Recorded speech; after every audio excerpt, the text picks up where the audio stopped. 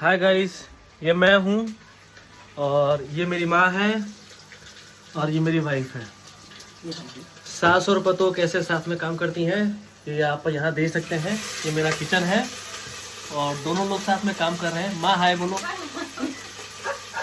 माँ हाय बोलो, हाय हाय, वाइफ हाय करो, हाय।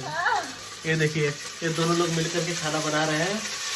माता जी भी लगी हुई हैं और उनकी पतोह भी लगी हुई है। लड़ाई झगड़ा सब जगह चलता है, लेकिन उसके बावजूद सब लोग जब इकट्ठा बन करके रह करके खाना बनाते हैं तो खाने का स्वाद बढ़ जाता है। मेरे पिताश्री थोड़ी शंका मिटाने गए हैं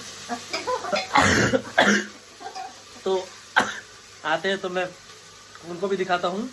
तब तक के लिए बाय गाइस, मिल के रहो, एंजॉय करो, बाय।